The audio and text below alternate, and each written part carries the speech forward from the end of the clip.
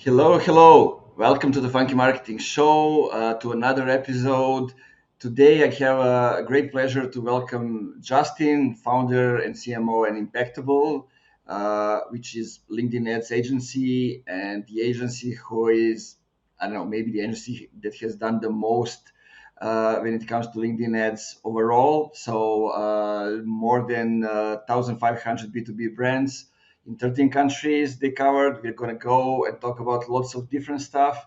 How somebody who has started as somebody from fast food turned out to be a founder and CMO and build and sell the marketing agency. And we're going to talk about LinkedIn ads, of course. So before we actually go and start, it's time for the intro.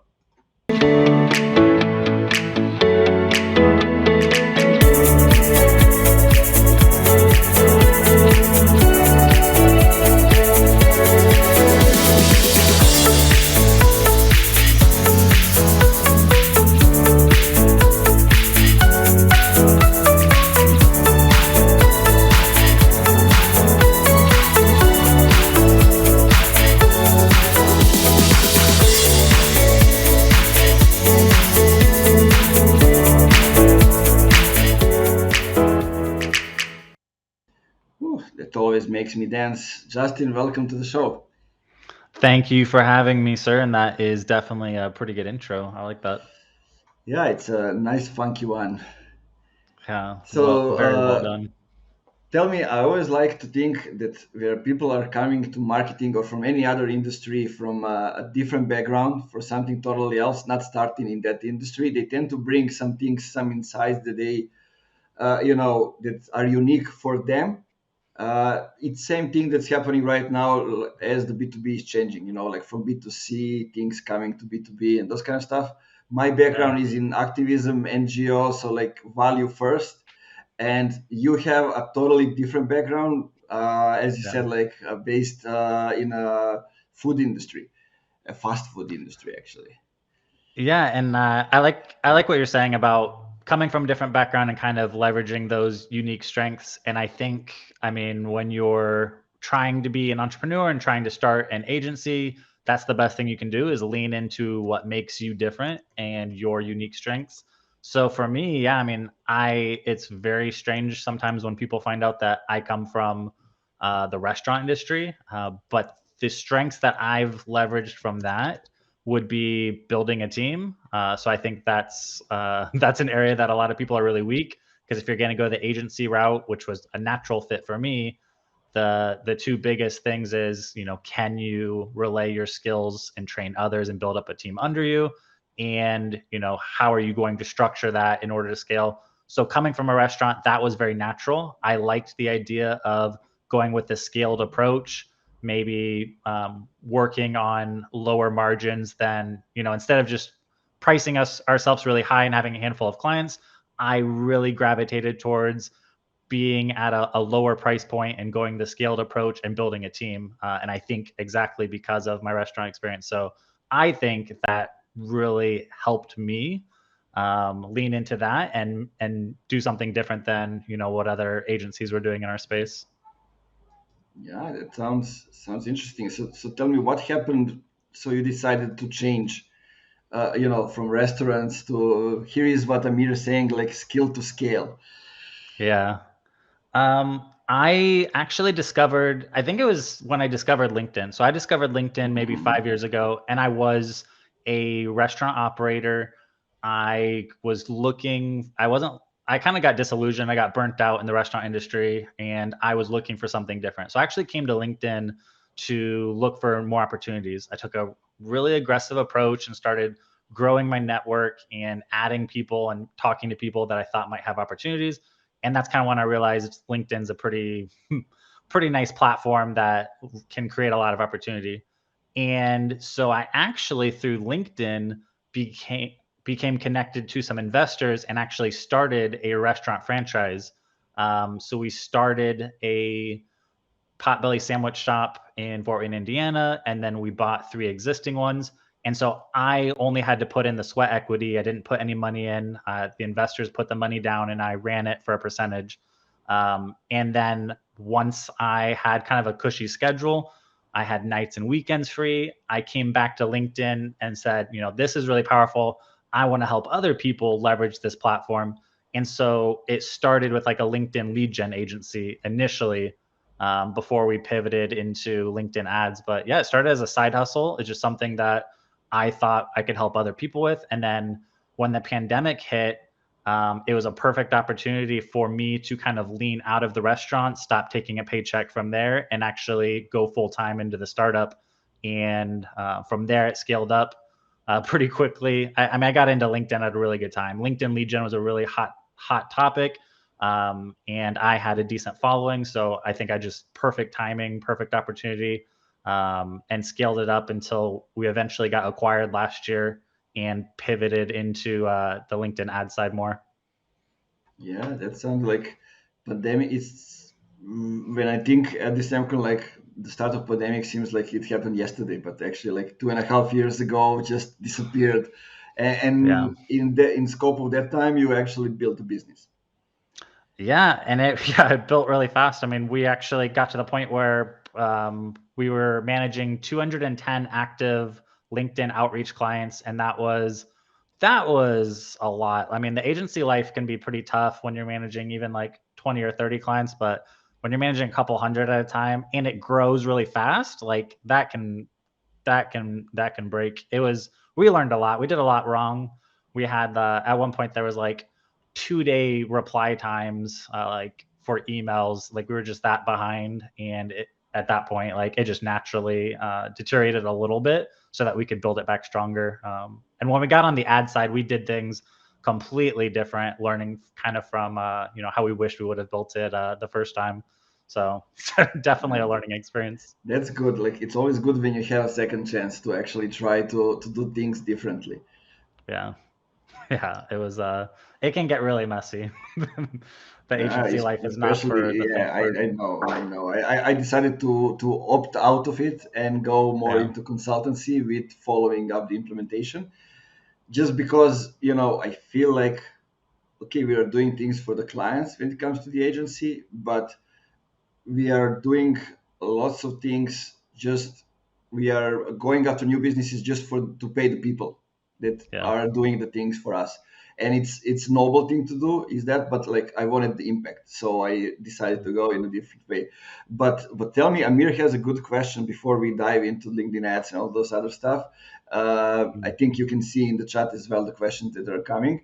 um, Lead gen versus demand gen on LinkedIn. So you said you started with lead gen, and it's Yeah. kind of it when you started to go more into the ads. Actually, that was the main topic on LinkedIn. Like people Yeah. started talking about demand gen and all that comparison started to become a thing. Yeah. So I would say, yeah, we started with lead gens and we were legit just doing outreach from personal LinkedIn accounts. It was very top of the funnel. And what I realized then is that, as an agency, whatever you offer, if you offer one thing, people need so many other pieces of the funnel or puzzle to actually make that effective. So it's kind of hard, like if you offer ads but they also need help with their landing page being optimized to convert more, and they need help with their offer. And if you decide I'm only going to do this one piece, like it can be tough. You either just work with clients who have it all together, or you try to like advise them, or probably kind of where you went, where you work with less people and go deeper and have a bigger impact. But with the whole demand gen versus lead gen, the whole idea that we struggled with is we're making contact, and when it was a quantity play, it actually makes sense. When you used to be able to send 50 to 100 connection requests a day, you Yeah, could make your soft pitch, introduce yourself, and you would have enough conversations or hit enough people that it would be, effective. So, but when they switched it to 100 per day, the approach needed to change. And when we got into ads, the main thing that I realized too was you can send someone to your landing page, but people don't impulse buy B2B software or business services. They're not impulse buying $5,000 to $10,000 worth of a product or service on their first website visit. So what's the strategy after that? And that's kind of how, even before I was reading all this stuff on LinkedIn about the demand gen, which I feel like is mostly focused on the organic side, like creating content that creates inbound. I was kind of wrestling with, okay, well, I know I need to retarget these people, and I know I need, like, what kind of content, should I be putting in front of them, and what objections are there? Like, the first objection is it's just not the right time. So putting anything in front of them, that'll solve that. But then the other big objections are they don't know us, they don't trust us yet. So I decided to really focus on that. I'm going to create ads that help them know us better, humanize the brand, and make them trust us more. And that started creating inbound people. They got to know us through our ads, the retargeting, and they're reaching out excited to talk to us. And we ditched the lead gen form on our website. We stopped using lead gen forms and ads, and that kind of formula, along lines of the demand gen, is how we create constant, like, inbound through using paid ads. Yeah, that's great. I mean, that's the shift that is happening right now. I just saw like your latest post. You were also partially talking about that, how the whole digital marketing is changing. But also, like, if you just go to LinkedIn ads, try to do the, I don't know, the conversion campaign, and you go and take people to the landing page. LinkedIn is not letting you actually play the ads because you are taking information from people on that page. So, if you just want to do that, you just do the lead ads on the lead form on LinkedIn. Yeah. So that's changed as well. LinkedIn doesn't want people to go to some other websites when somebody else will take the data from them in that way. So tell me a little bit about how do you see the ads and everything. How do you structure that? Because I mean, you just shared a little bit about it, but let's get deeper. Yeah. So I guess a lot of it was just testing and working with brands and kind of, testing with them as well. And also I get to peek into, like, their strategies, like when we take over accounts. So the big thing I realized was that, and yeah, I just made a post about ad frequency, is that when you're running cold ads, what is the whole purpose of that? The whole purpose is not to get conversions, really. It's to get digital hand raisers, because the one thing that I found is that when you're running, a lot of times when you're running lead gen forms as a cold ad, it's the first time they've ever heard of you, seen you, saw an ad from you, and you're getting their information in a lead gen form. They produce a lot of weak leads. And I guess this is part of the lead gen, demand gen. And, Yeah. we were getting all these complaints about, and we were seeing it too, that you might get 10 leads, but it would be hard to even get one or two of those people to actually take a phone call. So then it's like, why are they leaving in information? Was there not, like, really any buying intent? They really just wanted your checklist. And so it became pretty apparent, like, well, they've never even been to our website. They don't really know who we are, what we're about. They don't get that whole feeling of who we are. So of course they're not, like, super excited to jump on the call. And if they did, it'd probably be a weak call, low chance of closing. So then I kind of shifted mindset and I said, okay, my first goal is just to get them on my website. My website should be set up to tell them who we are, what we offer, give them a price range. So I don't care about selling right now. I want to get on the radar and I want to let them get to know who we are and what we offer. That's it. And then those people that visit the website, and I think LinkedIn ads is probably super cool for this one fact, is that on, Google display, on Facebook, you can retarget website visitors, but you can't set certain rules like LinkedIn. LinkedIn lets you say, I want to retarget website visitors, but only if they're from these countries, and only if they're from these industries, and only if they're from these company sizes.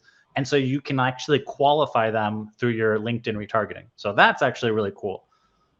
So then, like I said, in a little earlier, the whole thing became, okay, so what do I want to get in front of them? And I had this thought, and it was kind of like a mind shift, and it was, what are 10 or 15 things that I wish every single qualified prospect who is on my website could see?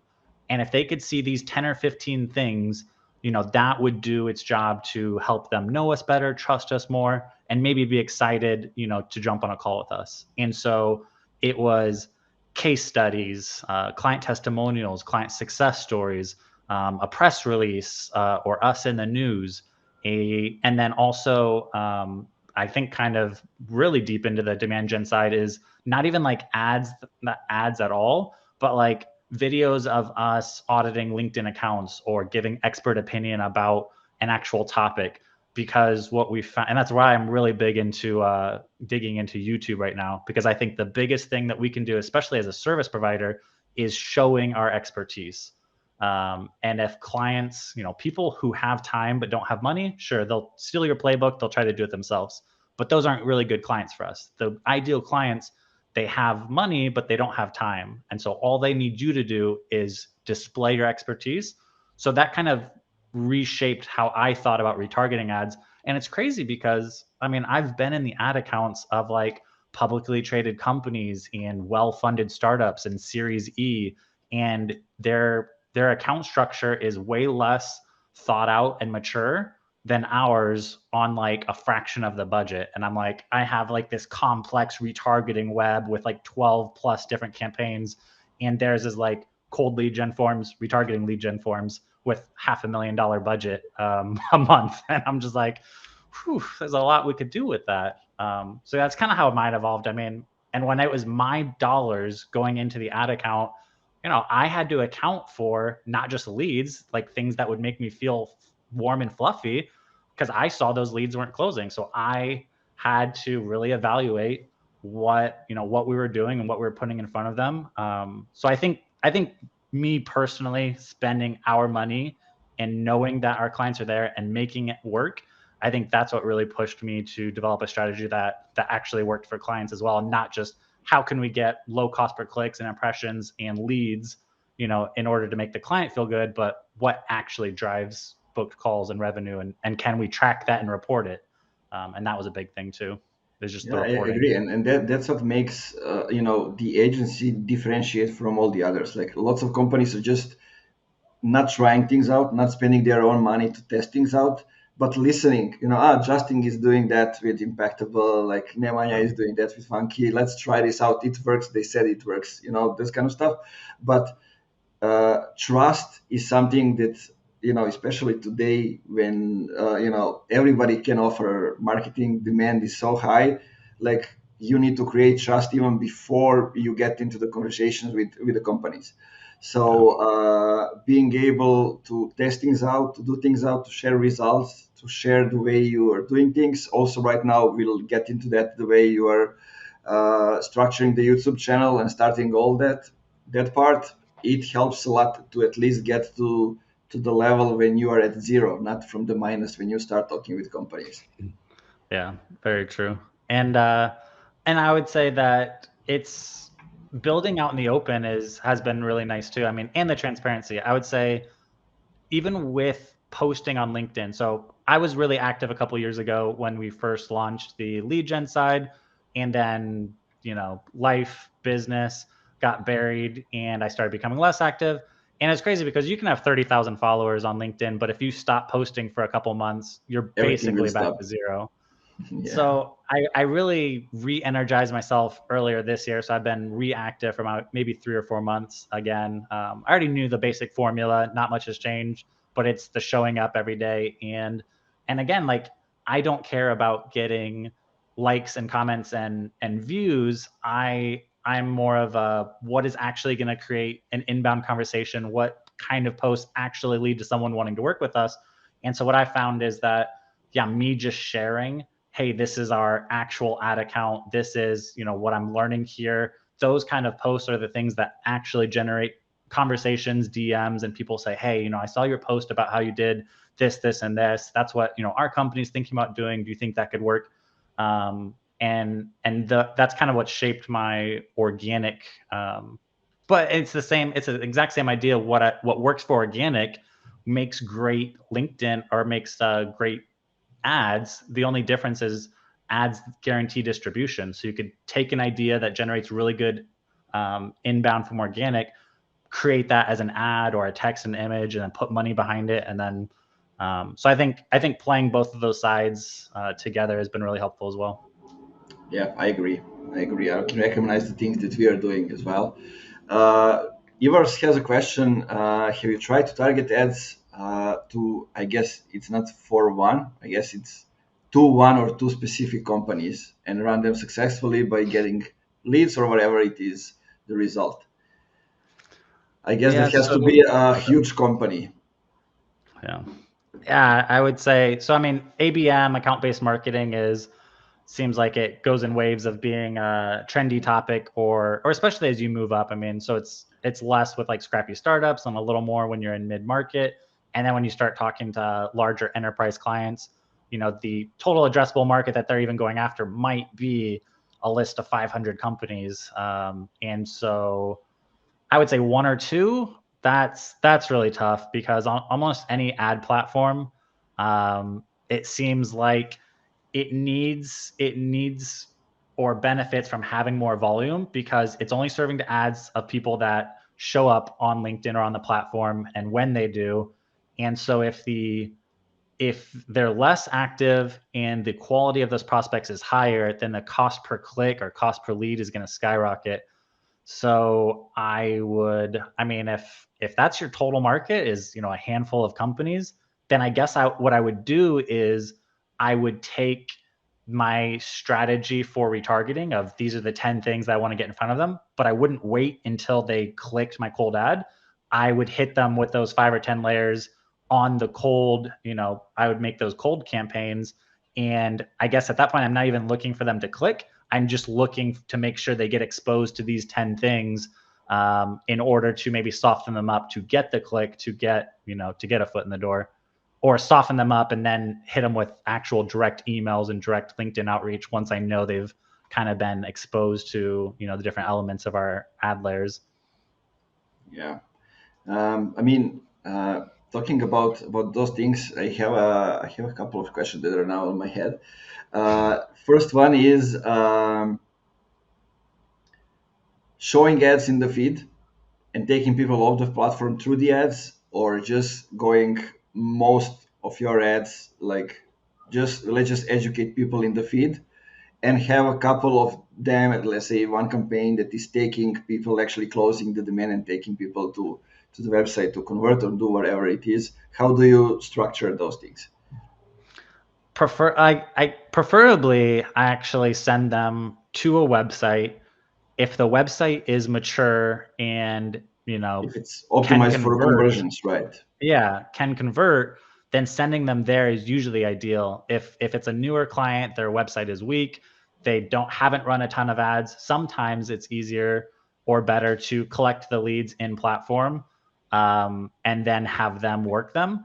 But I would say in my experience, sending them to the website is usually preferred because if the website does its job and is actually set up for conversions, then you want them there. You want them to get exposed.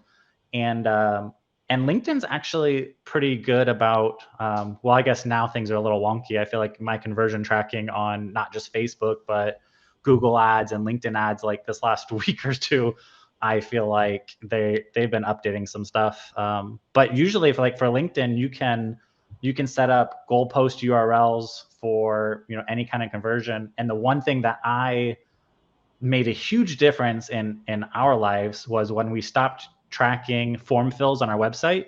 So if they visit your website, they fill out a form, they should ideally hit a thank you page like when they hit submit, and you can track that. But the biggest thing that we ever did was when I realized that we used Calendly for call booking, and I could actually set up a URL redirect for Calendly to send them to a thank you page on our website to then track that as a conversion. And when we started tracking call bookings on all the ad platforms as conversions instead of just form fills, it gives you what you actually should be chasing, because otherwise, I mean, you could have 10 form fills that only lead to one booked call, and then the other ad has 5 form fills but lead to 3 booked calls. And if you weren't tracking the booked calls, you'd put more and more money into ad set A, and that's it's incomplete information. So I think that happens a lot as well, where most of the clients we work with, they're not actually set up to be able to track a call booking in their ad platform. They'd have to go into Salesforce or HubSpot and then backtrack. But I mean, the ad campaign is optimizing to what it can see. So I mean, if Yeah. if you have it if you have it tracking in HubSpot, like that's cool, but you need to actually try to have it set up in your LinkedIn ad campaign so that the platform can do its job too, and work with information. Agree. That's super, super useful. And Uh, yeah, it reminds me of what I've been doing last 2 weeks, like talking with clients why we need thank you pages and why we need to set Yeah. up things differently and go. I mean, it's a topic that's around for like at least five Yeah. years, and it's Yeah. still a topic. Like, why should we can see everything in a HubSpot, but Yeah. LinkedIn has the algorithm, everything cannot see it. You can see it, but they cannot see it. So tell me about the to get things to narrow, like video, text, photos, carousels. What works best for what? What's your experience with that? Yeah, and I see a question about the videos and text compared. I like a variety, so I would say that my go-to, I think the most used in LinkedIn ads is the single image or the sponsored ad where it's intro text and an image and then the headline. And I think that is a good kind of bread and butter ad. I would say that for and what what does better, video or text? So I would say people have to kind of rethink what the goal or criteria is when they evaluate these. Because if you're just thinking cost per click or click through rate, video is never going to Mhm. have a chance. But if you're thinking about, the impact, like what is better, like one click to the website or someone who views 97% of a video that talks about like specific pain points or, a client case study. And so I would much rather retarget someone who watched 75% of that video versus, clicked into the website. And then so you kind of have to do some fuzzy math and say, what is the actual value of that, and how many video views is worth, or how many clicks is worth a video view. But I would say layering and putting different layers is really effective. So in our funnel, it's super simple. Like in my personal account, our account, it's basically one really simple cold ad campaign that just gets on their radar that says, this is who we are, this is what we do. And then in the retargeting layer, we use single image ads, text ads, spotlight ads, some video ads, and they all have their different purposes. Some of the big differences are that text ads, I think, are hugely underrated because you can get, I did this video and it showed that, my single image ads, I've put like, $5,000 behind it in this one retargeting campaign since January. And it's had, I think, 150 or 200,000 impressions and X amount of clicks. The text ads had $700 behind them so far, but had almost 1 million impressions. So they get way lower cost or click through rate. So if that's what you were determining it by, like, they suck. But the amount of times they get put on someone's feed and the light exposure you get for the amount of money is incredible. So you could have a single image ad on their feed. They could also, see a little text ad over here and then a spotlight ad over here and then a follower ad. So I would say use them in different layers.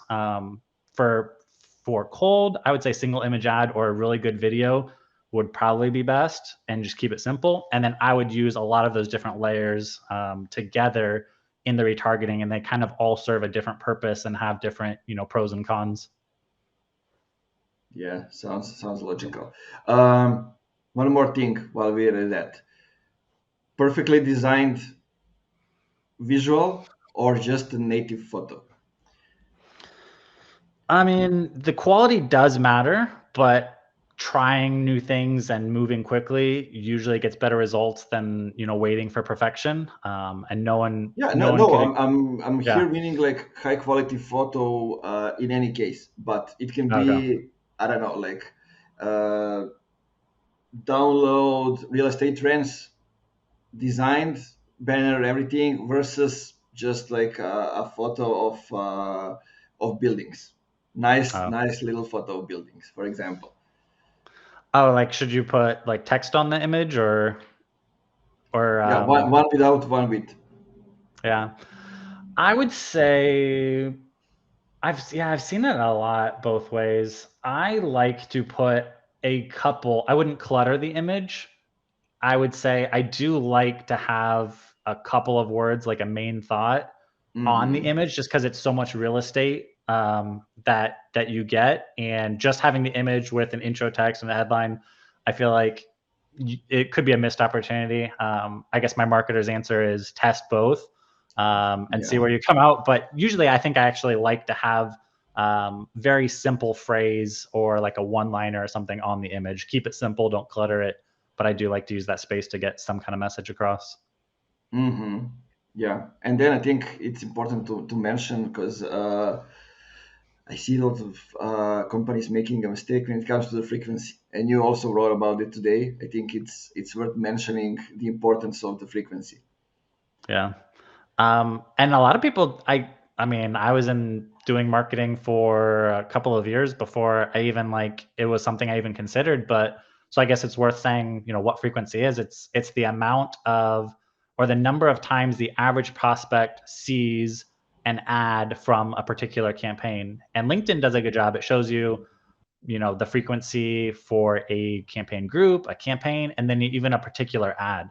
And LinkedIn can Mm-hmm. automatically optimize and put more and more spend behind the ads that are doing the best. So oftentimes, even if you have 12 different creatives in a campaign, if you didn't go in and set, show these evenly distributed, which is what I would do for a lot of retargeting campaigns, is it'll just pester them with one single ad, and people could get like ad fatigue. And so I would say looking at the frequency is really important, and that's kind of what informed my strategy around cold and retargeting. Because over time, I realized that the average frequency for typical cold campaigns is less than 2, which means you could keep Mm-hmm. having all these different creatives and amazing ideas, but the average prospect is only going to see 1 or 2 of those ads. So really the strategy there should be boil it down to the best 1 or 2 ads in order to get that initial click. But then you look at the average frequency for a retargeting campaign, and it's 10 to 15 over 30 days. So then you have to think, well, now I only have 4 creatives in this campaign, but the average frequency is 15. I should probably put some more creatives in that campaign and have them rotated. And then that's kind of where my mind went of, okay, if the average frequency is 15 for this campaign, then that means, what do I actually want to show them? I have these 10 or 15 touches. I really need to think about what would be the best things, or what different messages. And it shouldn't just be like 15 versions of the same ad, swap out the intro text, swap out the image. Like, it should be different ideas, concepts, pain points, or highlights, or and then see what you have more traction with actually doing that kind of A/B testing. Yeah, sounds logical. Let's use that to kind of now expand a little bit and talk about all the things and how actually digital marketing has changed, especially B2B perspective. Because all those things that you now mentioned, the way you guys are doing ads and the way you're structuring it, leads to change of a mindset, not to extract the contact, but get in touch with them and then give them the answer to all the things that they need to create the structured decision to actually come to you inbound and buy. I would say some of the biggest ways that I've seen marketing change, and I feel like I have a really good advantage because I didn't kind of grow up in the marketing industry. So I Mm-hmm. came with a very fresh, I want to learn, I want to test, I have no preconceived ideas about what I should be doing. So it was really easy for me to test like lead gen forms to cold audiences and ebooks, and kind of realize like they produce really weak leads. And I talked to a lot of sales team that were basically like, I don't want these these crappy ebook leads from LinkedIn to be like put on my desk every week and have me like chase them down. I feel like I'm just wasting my time. And so I had a lot of those conversations with, companies and teams, because we take over ad accounts and we basically be running the playbook that they wanted at first. And those were the conversations we had. So the biggest shift that I see is people do have this idea that demand gen versus lead gen is a thing. And these big companies, though, they're so dependent or so used to getting their MQLs and having a certain number of leads, and the marketing team is judged on the number of leads they provide. And so it's like this big freak out of, if we shift some of the budget and then the number of leads drops by 15%, like, what's going to happen? Like, that's that much less that's in our pipeline. So the biggest thing that I've tried to push for as much as possible is kind of what I mentioned earlier is, can we judge this by something else? Like, instead of judging by how many leads we get, can we judge by how many booked calls we're getting from, from this channel and from that channel? Because that's usually the big debate too between Facebook and LinkedIn. They say LinkedIn ads are too expensive. And my very first question is, what are you basing that on? Is that cost per click? Is that cost per lead? Is that the cost per an actual qualified like meeting?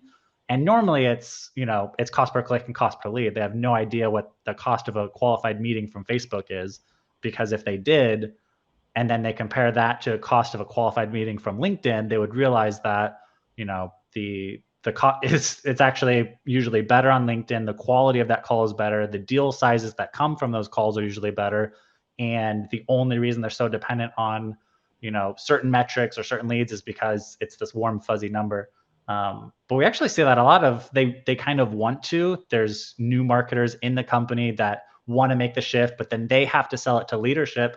And those are tough to work with, because it's like you're trying to help them do something, but there's so much red tape in order for them to try to make that shift in the company and get buy-in and give you this tiny budget to prove yourself before they'll like inch more and more budget into, the tactics they know are going to work. But I think it's changing a little bit as now the age of the decision maker is changing. Like the new Yeah. generation are coming, and the mindset is changing. But I mean, I don't know about you guys, but I'm still seeing that so many companies uh, want to go in any case with MQL lead gen model, and then I need to go in there and work at least 3 months on their account for that goal to Yeah. an example that it can work better. Yeah. Something in parallel just to show them that the things are not as they seem.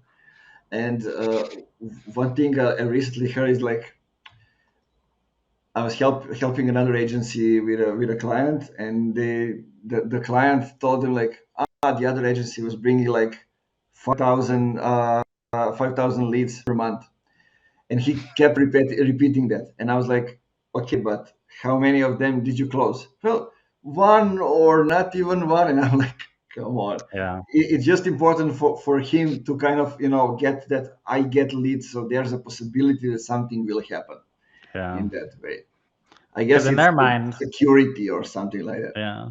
Or in their mind, it's like, well, now that's the only equation they know is 5,000 leads produces, one or two clients. So really, if I want 4 or 5 new clients, I need 10,000 leads. And it's like, Yeah. there's a different way of thinking. You could have like 200 leads and close 5 clients.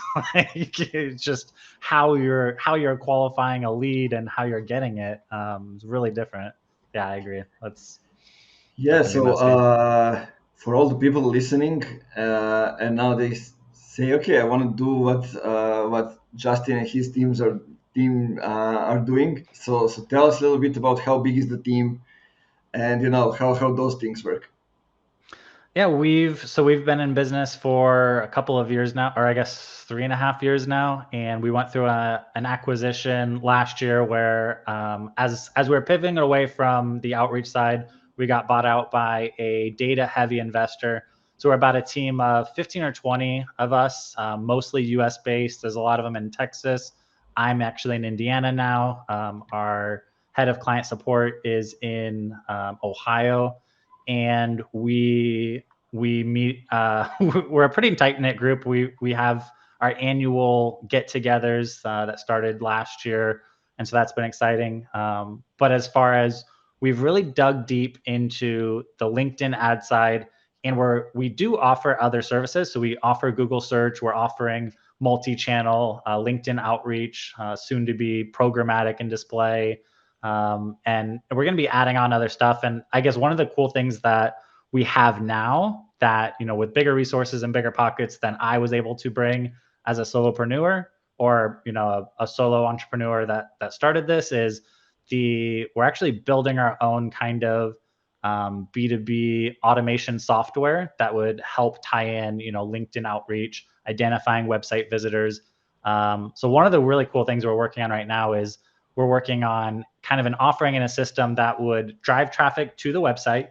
LinkedIn ads, Google search, however, identify those website visitors, and then qualify them, and then queue them into some kind of automated touch that would be like LinkedIn outreach. So you could actually identify the website visitors on your site, qualify them, and then personally reach out with your LinkedIn account or email to those warm touches. And kind of like I said before, when LinkedIn outreach took a real dive is when you couldn't do the quantity play anymore. The best thing to do would be a quality play, and it makes it it's a hard case to do for cold outreach. But if you were actually just reaching out to people that were already on your website and were kind of qualified to be ideal clients and only reaching out to those, that kind of turns that into a nice little touch. But we're really focused on LinkedIn ads right now, going deep with kind of the retargeting framework. And I'm really also really excited to build our YouTube channel and community, and just build like I want to build in my mind like the biggest YouTube collection of how to and LinkedIn ads expertise, which I did a little research, and apparently I don't think that'll be too hard, because there's not a dozen people in the world trying to build a huge LinkedIn ads resource on YouTube. I think outside of LinkedIn's own channel, there's only a handful of people who have even 20 or 30 videos. So I had this big mindset, like I'm going to attack this. And then I realized it's probably not going to be like the hardest thing to accomplish, because there's not a lot of people trying to do that, which is surprising to me, but I'll take it. Yeah, but you saw the potential there. You saw that not actually anybody except LinkedIn is doing that, and you just went for it. I mean, that's the mindset of somebody who is building things and Yeah. who is trying out things and going for it. Actually, I will have like I think on 16th of May an episode with a friend of mine who's the expert for LinkedIn search and all those things. So any questions you have until then that you didn't solve out, just bring it on. Yeah. We'll ask him because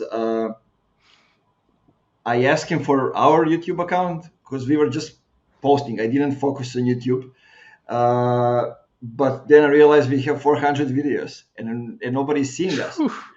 Yeah. So now we're in a process of like optimizing all of Yeah. them, deleting some of them, and like adding the headlines which are more like clickbaitish, the right Yeah. thumbnails, those kind of stuff.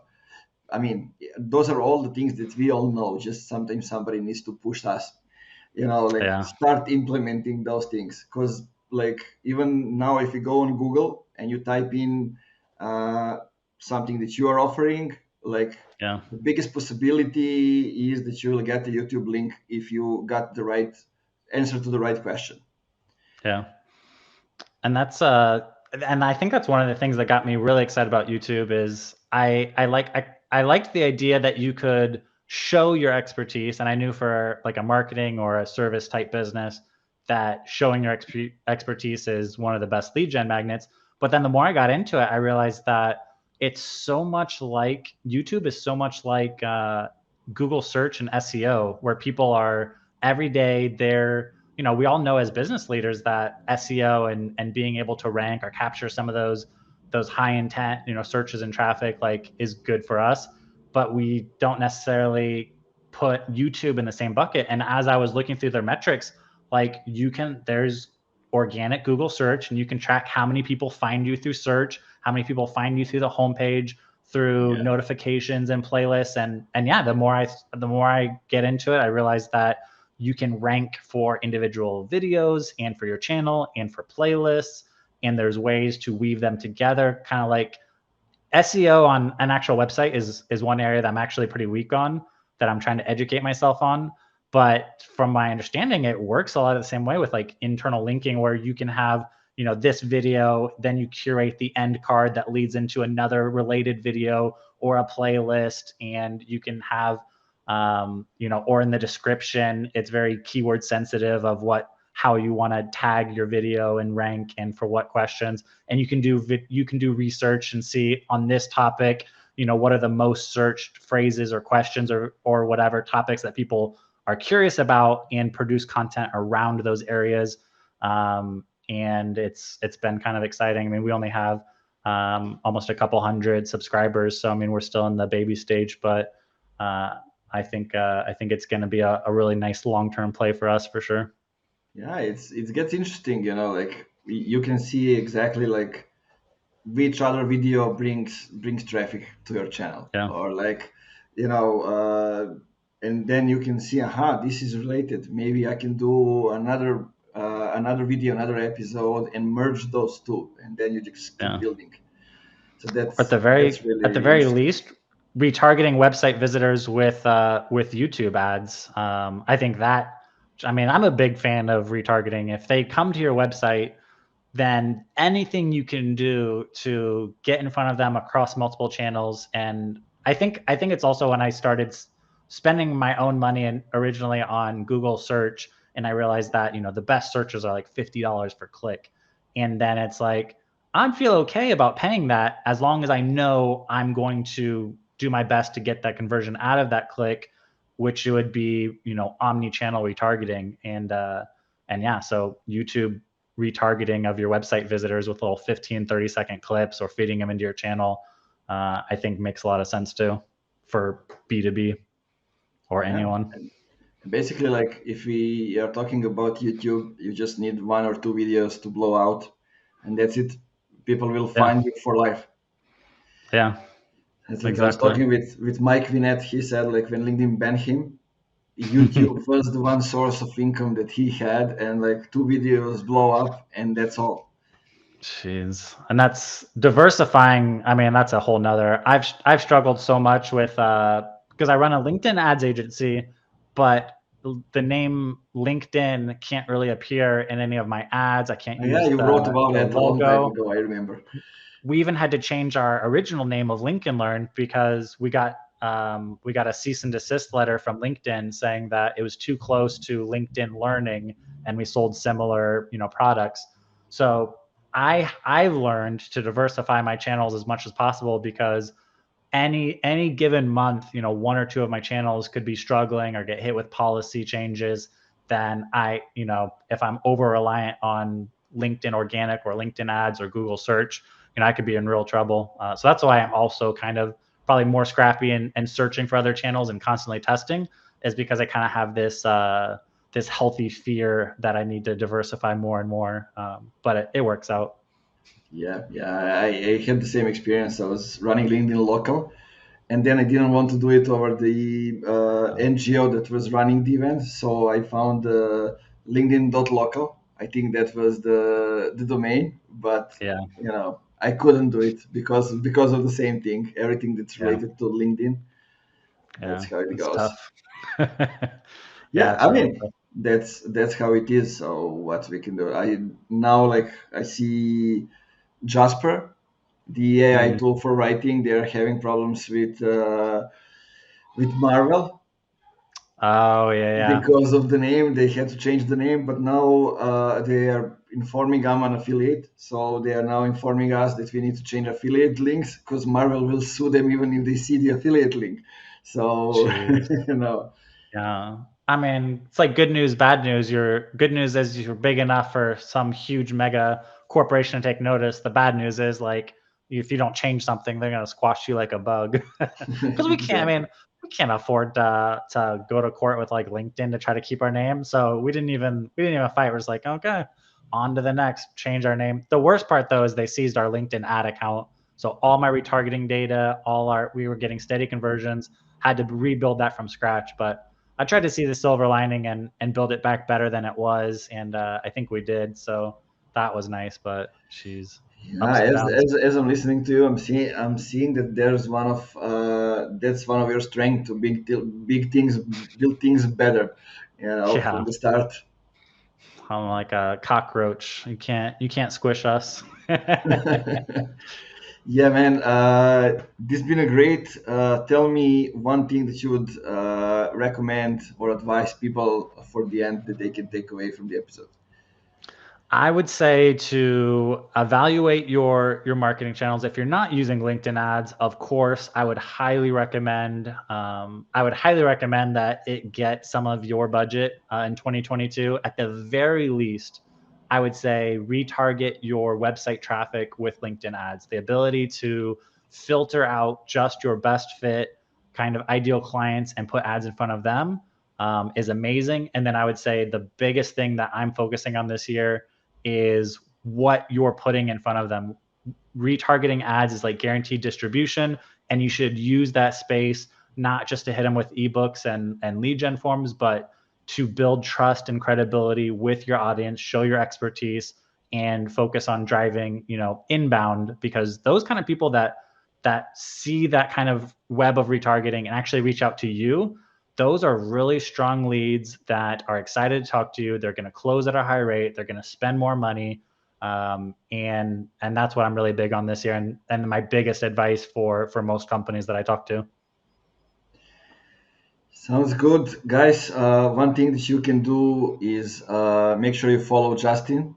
Make sure you follow the team. Also, now press stop and go back to the beginning of the episode because you missed some of the things that Justin has shared with us. Listen to everything again, and then start from his LinkedIn. Go and see what they are doing. Try experimenting. Message Justin if you have some questions or you need help with him. And also one thing that I'll make sure that we have links in the description that you know how to visit the Impactable website. Everything else, they have the newsletter, which is also bringing the value. I gotta say, I just subscribed, so I'm gonna guess it's good. And for all of you, as we said at the end of the episode, just guys, keep it funky and see you around. Justin, thanks, man. Awesome.